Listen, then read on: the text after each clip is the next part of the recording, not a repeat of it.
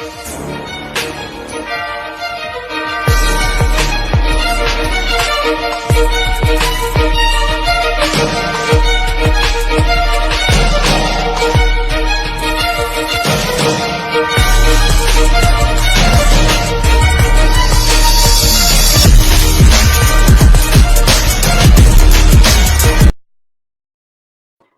going on? What's going on? Welcome to a special broadcast, Urban Health Outreach Media, Kidney Disease Education Moment. I am your host, Steve Belcher. Thanks for joining us.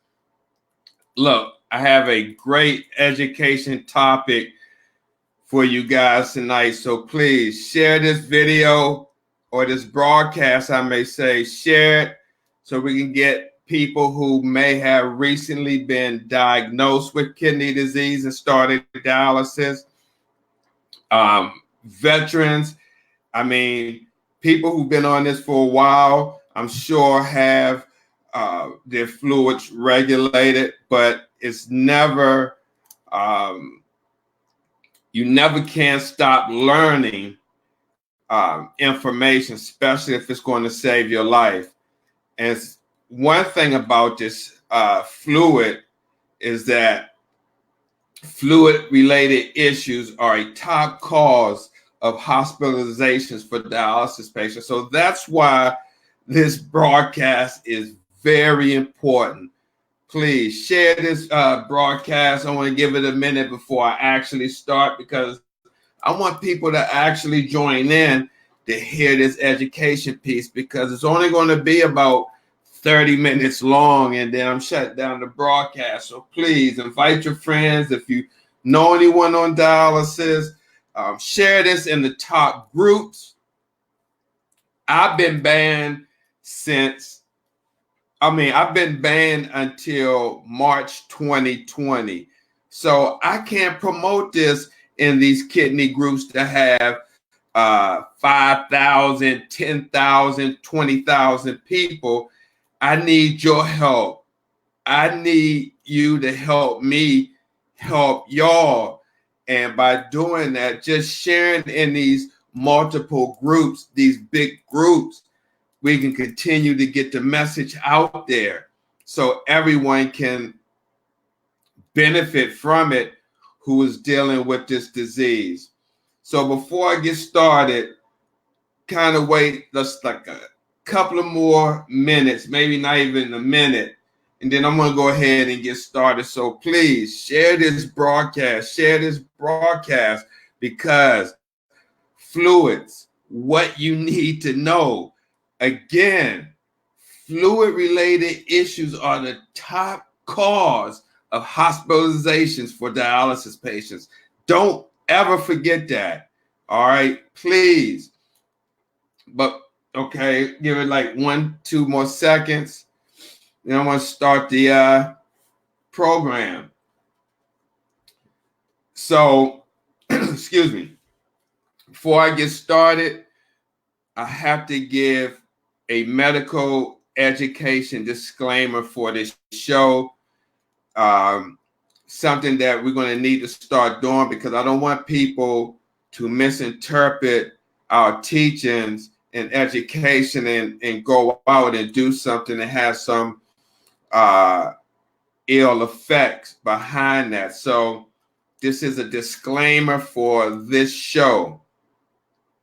The information broadcasted on Urban Health Outreach Media Kidney Disease Education Moment is provided for educational, educational and informational purposes only, and is not intended or implied to be a substitute for professional medical advice, diagnosis, or treatment.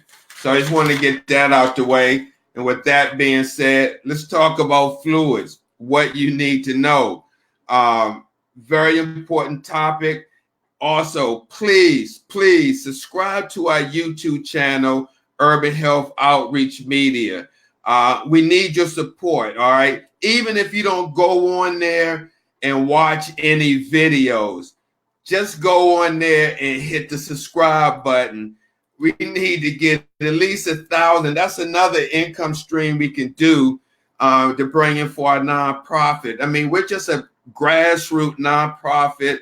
I'm broadcasting from my basement studio, the Urban Health Outreach Studio, and no big time or operation, but we can sure use your support if you just subscribe, have your friends subscribe. We just need 1,000 subscribers. Right now we at 83, and I mean, I'm not embarrassed to say that we crept along from 0 to 83, but we just need your support. Again, even if you don't watch the videos, just go over there and hit the subscribe button, and we'll be gratefully appreciative for that.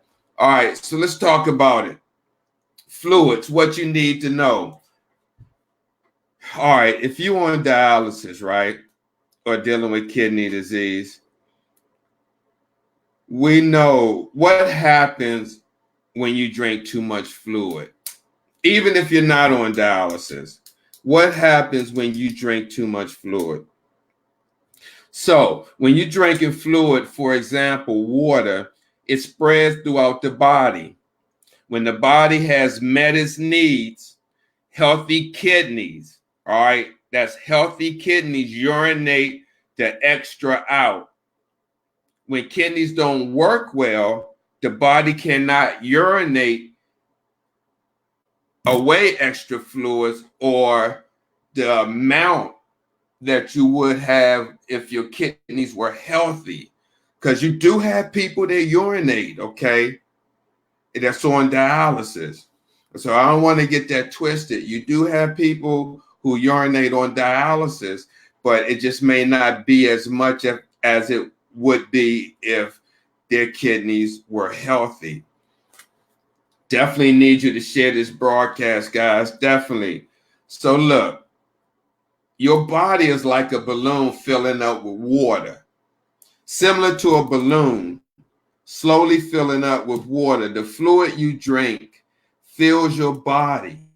And as water is added to a balloon, it stretches and stretches and stretches. So y'all see how you put water in a balloon and how it stretches?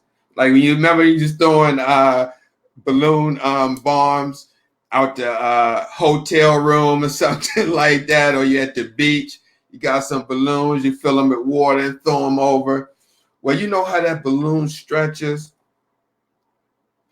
That's how it does kind of with the heart as well and the body. That's where you see edema, all right? So extra fluid puts pressure on your organs, all right? Again, name of this broadcast is Fluids, What You Need to Know. Very important topic, especially with people who may go to dialysis and cramp, because dialysis is really, technically, dialysis is not supposed to really cause harm, or you're supposed to have adverse problems. However, that happens. But a lot of people go have dialysis and don't experience cramping or nausea, vomit. They go and have a great treatment. So that's why it's very important to not go out and drink, bottles and bottles of water. I mean, you really got to be mindful, and at the same time, balance that out. We do know when you eat, drinking fluids, you got to take your medications into account. When you're eating your meals, but there are other ways and interventions and alternatives that you can do to curb that thirst, so you can reduce that intake, and we're going to get into that as well. So extra fluids put pressure on your organs. Can you imagine if you're drinking and you're not eliminating the fluids if your kidneys were healthy? So that fluid is building up, and it's putting pressure on your organs, especially the heart. And that's what I was talking about, the balloon. It stretches. You got problems with the heart when you got a lot of fluid, like endocarditis, problems like that. But in your body, too much fluid puts pressure on all your organs, not just the heart, but all of them. And when this happens, your heart works harder. I mean, can you imagine your heart trying to beat? You know, sometimes it could be irregular. You can feel that at dialysis with the quote, quote, fast heart rate or tachycardia, which is the medical term for that.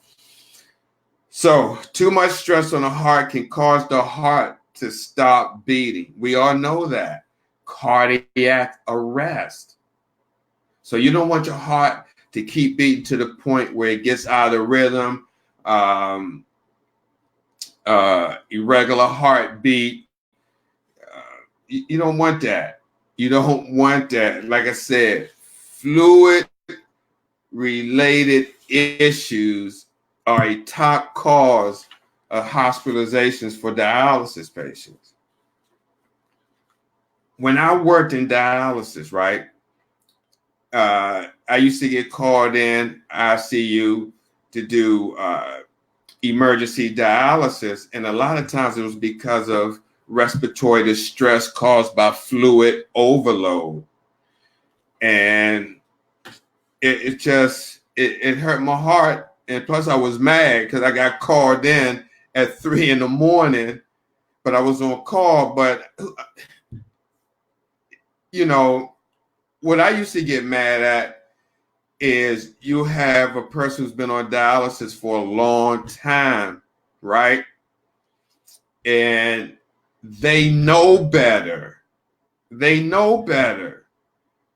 And here they are, fluid overload. They missed dialysis maybe a week. Now they coming in, their face is puffy. They can't breathe. You know, they got a vent mask on, you know, because they're waiting for me to get there. I'm already pissed off because I got called.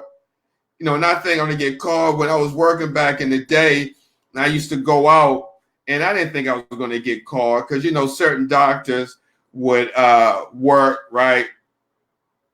And you would know the certain doctors that work, that who's likely going to call you, who's not. And if they call you, you know it's going to be an emergency, right?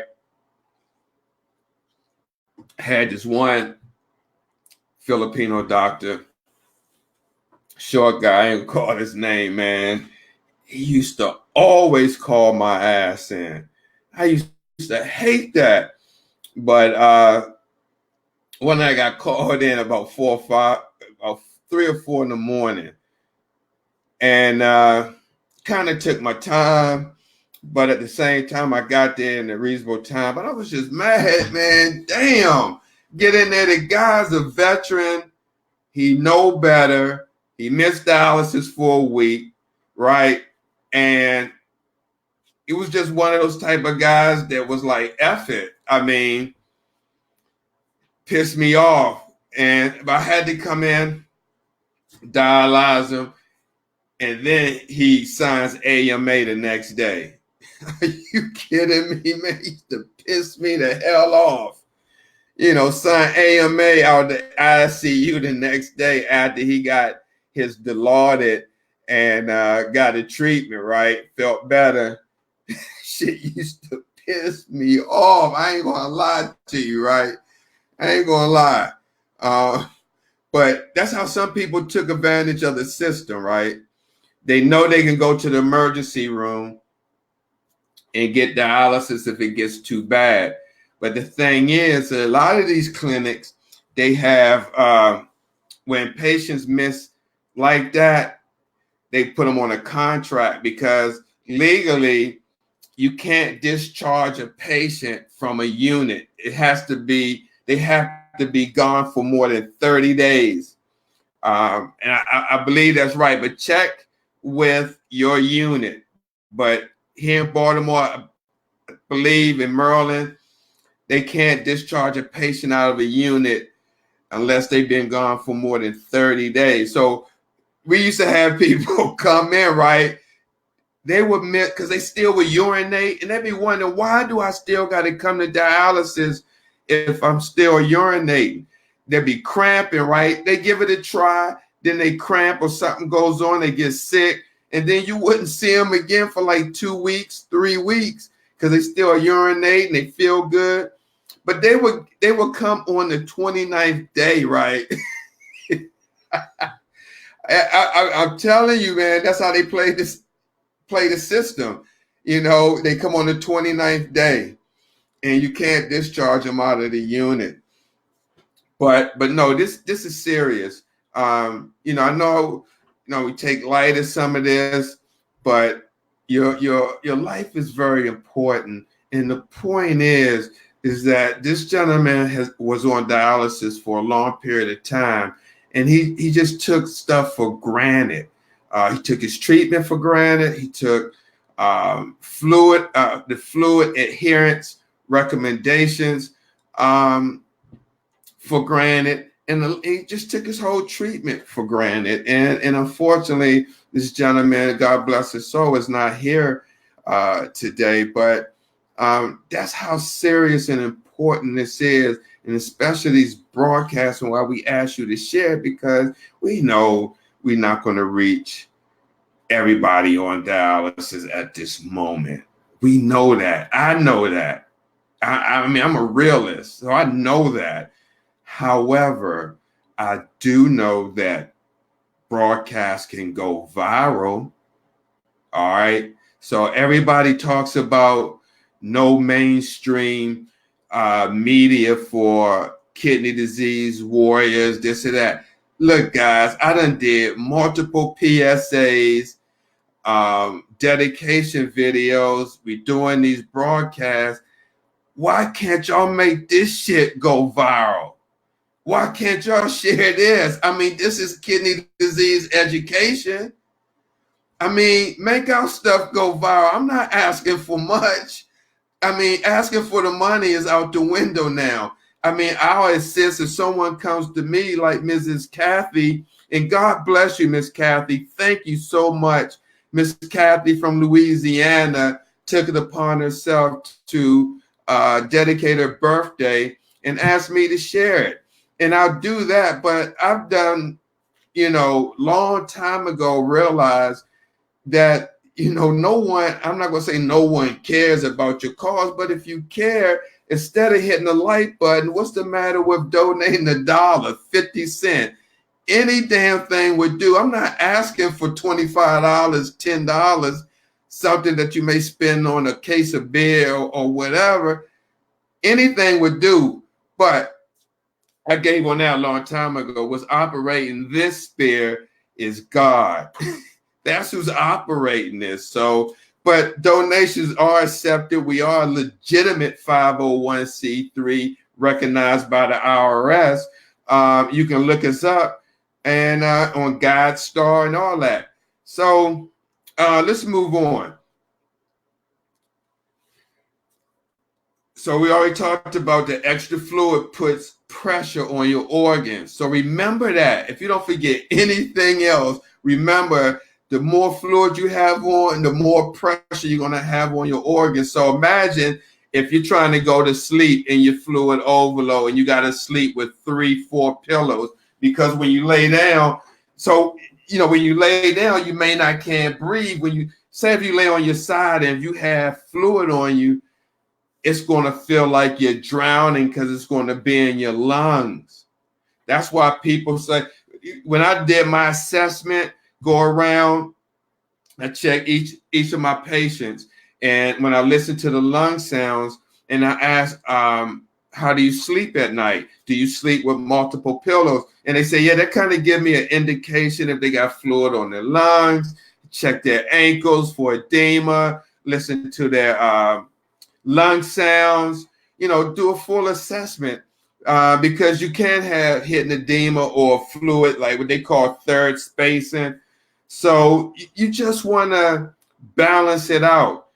So when you have a lot of fluid on, it causes people not to able to sleep. Especially, what if you had the flu and your fluid overload, and you can't, with the flu, respiratory, and then you add on the fluid on top, because they say drink more fluids, right? But then you see how you got to be mindful and kind of like balance. So, and be careful, because this is the flu season. And while I'm thinking about it, shout out to our warriors in Puerto Rico. They went through hurricane. I mean, they getting hit hard down there, and the interruption of treatment is unbelievable. And prayers, please, guys, if you're watching this, say a shout out prayer to Sandy Nina Salas, kidney warrior from New York. She's in Puerto Rico right now and experienced the earthquake and some aftershocks. Now, can you imagine going to dialysis, right, and have to worry if there's going to be an aftershock? That anxiety right there is by far, I'm sure, I can't even imagine. I can't even imagine what Sandy is going through over in Puerto Rico right now. So please, guys, send out your prayers, shout outs to Sandy Nina Salas, kidney warrior, who right now is in Puerto Rico trying to enjoy a getaway, but yet was unfortunate to experience an earthquake, 6.5 magnitude, dialysis units running on generators. So this is serious, guys. The 90s, 80s, that's no more. The dialysis back then, thinking I could just go to dialysis, nothing's going to happen. We live in an evil world, but there are good people in this world. But money hungry capitalism don't give a damn about your health, multiple clinics. So that's why we do these shows, because regardless or not, I'm not going out without a fight. I want to keep educating till I die. I mean, that's just how it's going to be. That's what God told me. And that's just how I got to be, because there's too many people who don't know what's happening, and somebody has to take the lead. These organizations are not doing it. Fresenius not doing it. DaVita's not doing it. No one's on here almost daily giving these type of topics, trying to get you to stay out of the hospital and be mindful of your treatment and take charge of your treatment. So I just said, when I was in the military, it was a saying in the infantry, right? I was in the cavalry, but the infantry was lead, follow, or get the hell out the way. And so we decided just to lead. So that's what we're going to do. Again, please subscribe to our YouTube channel, Urban Health Outreach Media. We need your support. Even if you don't watch a video, which are multiple education interviews. We got Stephanie Mo Davis videos on there, Cy Speaks Past, Tanya Hobson, Lisa Baxter, Kenneth Sorensen, Warriors Quest, Urban Health Talk with Tamika and Steve. I mean, just multiple shit at your disposal. Seriously, at your disposal. We're not charging or nothing. It ain't no literature, medical jargon, and none of that shit that they have on Kidney Foundation, Kidney Fund, all these big top sites, DaVita, Fresenius. They got the information on there, right? But if you're not literate, everybody's not on the same plane when it comes to learning and education.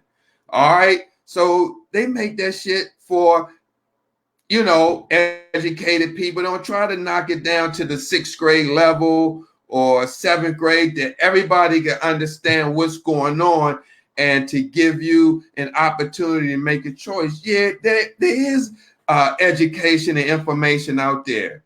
There is, but nobody's doing this live and giving it to you right on the spot. I want to do this as if I was standing right there with you at the dialysis chair, giving you this information. All right. And I hope this can help people overseas that's in India, Pakistan, Cameroon, all the African nations, European nations. If this can help you, please share it over there as well. You know, listen, let me just say this. I'm going to get back to this topic, but let me just say this. I want to say this now. You may have seen me in the past put on pictures of blacks being hung and images and stuff like that. I'm not an angry black person or anything like that.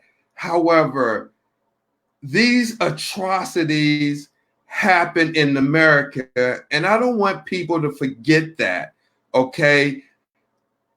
I'm not going to snub it or rub it in your face, but I'm not going to forget where I came from. I'm not going to forget that I'm black. With that being said, if you're white watching this, please don't look at my skin color, even if you do or have any stereotypes about black people or anything. Don't look at my skin at this. Just look at the information that I'm putting out there, and hopefully it can help you. That's all I want. That's all I want.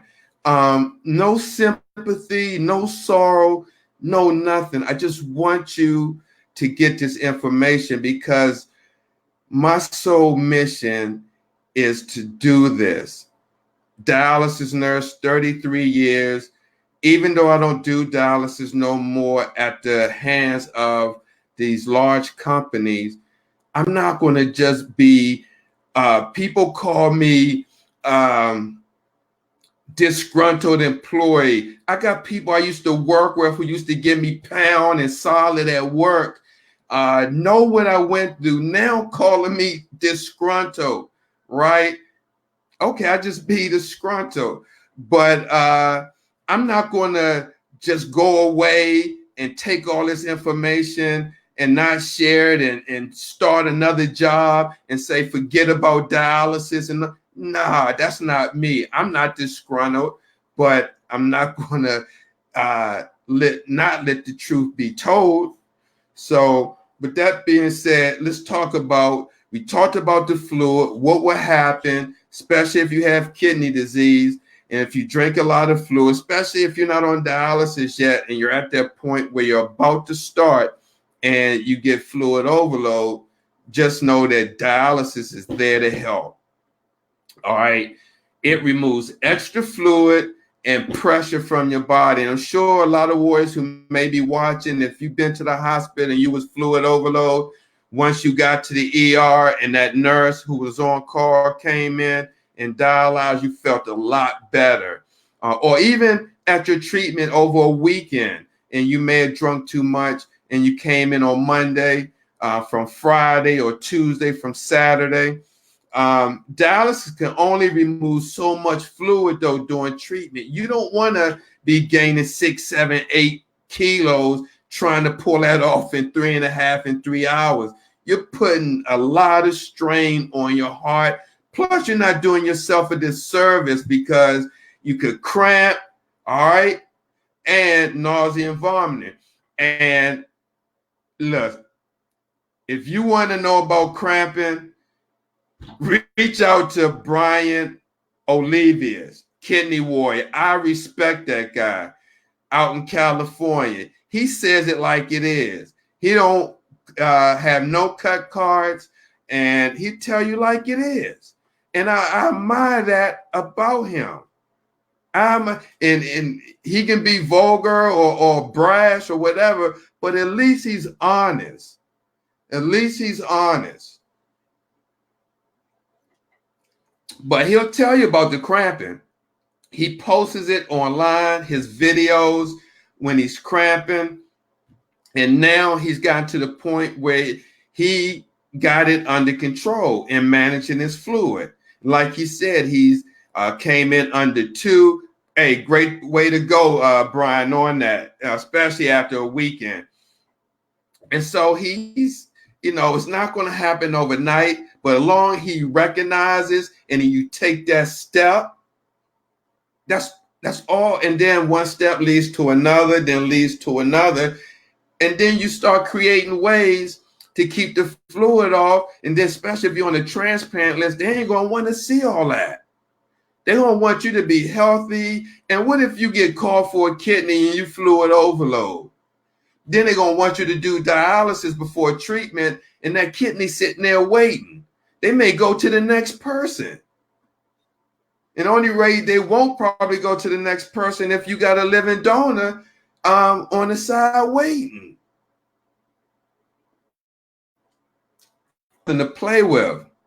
In the past, before I start doing this, I seen a lot of patients. I got on them about this, but I mean, when you start looking at this and seeing these facilities being built, it's inevitable that if you got diabetes or hypertension, you're more likely to end up on dialysis. So we got to stop that. Let them build the clinic. But we got to not go on the machines. I mean, we can't help something from genetic or another illness or acute injury or elderly just from aging or whatever case may be. But from diabetes and hypertension, which are the 2 leading causes, we got to do something about that to reduce that. So like I said, dialysis can only remove so much during the treatment, and the extra stays in the body. To keep this from happening, it is helpful to avoid drinking too much. So 32 ounce each day or less is what is recommended. If you do anything over, they're saying that you more likely can run into fluid overload or issues, right? So they say 32 ounces of fluid a day is key. I mean, just think of 32 ounces.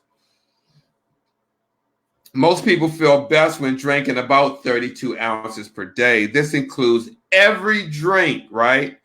Every drink and food that is liquid at room temperature. I'm sure you heard that. Every food and drink that is liquid at room temperature is considered fluid. Remember that. So greens and popsicle, watermelon, soda, energy drink, mostly, like I said, anything that food or drink that is liquid at room temperature is constituted as fluid. But there's a secret to feeling less thirsty. There's a secret. All right? There's a secret. Please subscribe to our YouTube channel, Urban Health Outreach Media. We need your support. Share that. Ask your friends, your loved ones to subscribe. And even if you don't look at the videos, we thank you and for your support and even just watching at least one. The secret is to eat less sodium. That's the secret. And I heard, you hear us all the time asking patients, your diet, if you're eating, like here, in Baltimore, they used to not used to, but they got chicken boxes. And not even that. When I used to work in Texas, check this out. I want to tell you this one little small story before I move on to the sodium. When I traveled, I was a travel nurse, right? I ended up in Houston, Texas, And I worked at this unit by Hobby Airport, the Vita Lone Star. This was in 2007. I mean, you had at least about 4 to 5 different ambulance companies bringing patients. But they used to, the drivers and the transportation used to bring patients. McDonald's, you see patients with McDonald's with the McMuffin. What's that? That one in the morning, the McMuffin meal or whatever with the Canadian bacon and the egg McMuffin. Egg McMuffin. That has ton of sodium on it. The hash browns, the sausage biscuit, and then down in Texas, right? They got these things called kolaches, which is like a hot dog in this dough, and they eat a lot of donuts, and then with the Mexican culture, they have a lot of tacos, with the steak tacos, chicken, with the trucks on stands. But anyway, salt, all that shit has salt in it. And if you've been to school and if you took chemistry, if you know about chemistry and you know about the atom H2O and sodium, anywhere salt goes, H2O water follows. You get thirsty. And so if you eat a lot of sodium, you're going to be drinking a lot of water. That's just chemical part of it. And so sodium is the main ingredient in salt. When we eat salty food, it gets into the blood and pulls fluid out of the places that need it. The body asks the brain to give it more water. That's why I said where salt goes, water follows. The brain then tells us to drink more because we feel thirsty. You feel, it's a feeling. You don't need it. It's a feeling. It's a feeling. You don't need the water. Your brain triggers that. The brain tells us to drink more because we feel thirsty. All right. Once you know this and can put 2 and 2 together, you can manage your fluid intake. You don't have to cramp anymore. You don't have to feel nauseated. You don't have to feel washed out. After dialysis, you're not supposed to feel washed out. And it's so, I argue the point. I argue this. If that's the case, why do some people, many, after dialysis, they get up and they say they feel good and go to work. Some do manual labor work. Some go to the office. But people go to work after dialysis. That's why Monday, Wednesday, Friday, early morning shift is full up because that's a prime shift. People go to work. All right. They want to start dialysis at 5 or whatever, finish up and go to work. You got some people who feel good, who don't feel any problems or experiences. So why do some people do and some don't? That's where that gray area with this managing the fluid, the salt intake, being mindful of what you're eating, your treatment, that's the difference. That's the difference. There's no magic pill out there, like one person's doing something special in treatment than the other. There's nothing magical about this. It's about being mindful, responsible, and intentional about your treatment in spite of what you're going through. You got people doing dialysis right now. Why is it that you have a person like Reno Warrior who went from 300 pounds when he first started down to double-digit body fat, all right, riding his bike across the freaking countryside of California and lifting weights and doing all this. He's no different than anybody else. He has kidney disease as well. Only difference is his mindset. Only difference. So please, guys, if you don't get information from us, get it from somewhere. All right. Do your research. If you don't use our information or listen to our broadcast often or whatever the case, I strongly encourage you to get that information somewhere, because this is what's going to happen. I ain't gonna say mark my word, but just watch. It's going to be a lot of clinics that's popping up. You already seen them. I even broadcasted them to you. There's going to be a lot of clinics, and the information out there is going to start to get really muddled, especially in the clinics, because you can't. Let me just say this before I move on. The information that I'm giving and saying, you can't get this from the Kidney Foundation or Kidney Fund. They didn't work 33 years in dialysis. I did.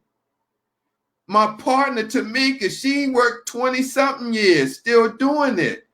You can't get that information from nowhere else unless it's from someone who's worked in dialysis and who's willing to take the time out to give you this information. And how many people in this fast-paced world we live in right now, many people are so freaking selfish, only care about themselves. How many people are out there right now, dialysis nurses, broadcasting live, giving you this type of information to keep yourself well, or to keep you off dialysis, to keep your transplant well, or to give you on breaking news information pertaining to kidney disease? How many caregivers you see out there doing this? And if they are out there, you can probably count them on your finger. We're the only one I've seen so far. Now, there may be people out there doing it. You got Reno Warrior pre-recording broadcasts and interviewing people. But who we interview people too, but who is actually giving you the information from inside the unit? Even though I'm not working in the unit now, nothing's changed. I know people who work in the unit who steadily feed me information. Nothing's changed. Nothing's changed. No one's giving information. People are still getting infiltrated. People are still disgruntled. Staff are still short. Okay. And it's the same thing over and over. Same shit, different day. So, again, subscribe to our YouTube channel, Urban Health Outreach Media. We need your support. Even if you don't watch the videos, please subscribe to help us reach that 1,000. I mean, we're only at 83, but we're going to get there. Shit, if it takes us 5 years, I hope we still here 5 years, but if it takes us that long, then it takes us that long. But like I said, the secret to feeling less thirsty is eat less sodium. I kid you not. If you reduce your sodium, I guarantee you your thirst will go down as well. All right. So coming to the end. This is evidence-based information that I'm giving you. I extracted it from one of the companies I used to work with that don't do education. They don't do it. They hide them. Let me not even get into it, man. These guys don't want to educate. They don't, because if they did, a lot of people would say, I didn't know that, or I didn't know that, because they would have heard it at their facility.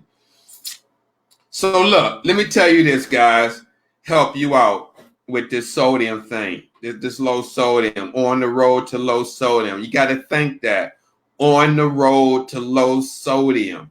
All right. Start by looking at the nutrition facts on food labels. Very important. Start looking at the nutrition facts on the food label. Usually anything that has a sodium number that is less than the calorie number is lower in sodium. Did you hear that? Usually anything that has a sodium number that is less than the calorie number is lower in sodium. All right. So if the calorie is 400, the sodium is 2,000 milligrams, you got to limit that. All right. 2,000. The recommendation I say is a go lower than that. Now, you can find something that has calories of 400 that has 200 milligrams of sodium. You see what I'm saying? You got the same calories, but you got sodium sizes. Again, you do not want something like 2,000 milligrams of sodium. You want something like 200, 400. So look at the nutrition facts on the back of the food labels. Again, usually anything that has a sodium number that is less than the calorie number is lower than sodium. So if your calorie says 400 and the sodium says 2, get it. If it's sodium says, if the calories say 400, sodium say 2,000, and if you want to get it, then you better limit that. All right. So let me tell you some salty foods. We all know them because we all love them. Hell, I'm guilty of some of it. All right. I'm not perfect by any stretch of the means. I have kidney disease as well. But I'm at stage 1. I got my labs back, and believe it or not, my GFR was 105. So go figure. I don't know if it was a mistake in the lab or what, but sometimes I'm not as good as I want to be, but I definitely recognize it and continue to keep pushing and strive for better. No one's perfect. So some foods to avoid include 1, canned foods.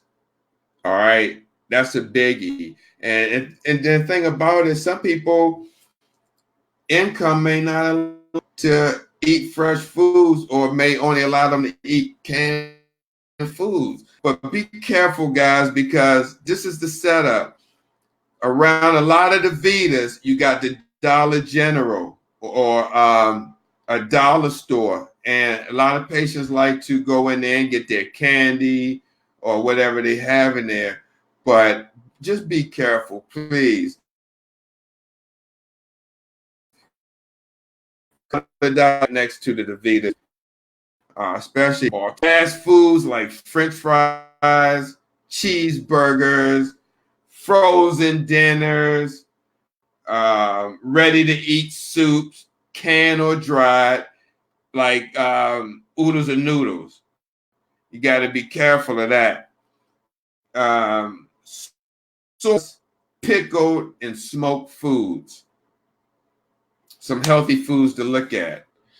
Food that are low sodium include fresh meat, chicken, fish, egg, bread, pasta, and low potassium, fresh vegetables. Low potassium, fresh vegetables. Just watch out for adding the salt on it. You can use like Mrs. Dash. they got salt alternatives out there. So you don't always have to use, okay? So, and always consider speaking to your dietitian or a nutritionist, someone that, that can help you with your dietary needs and that can help you control your fluid intake.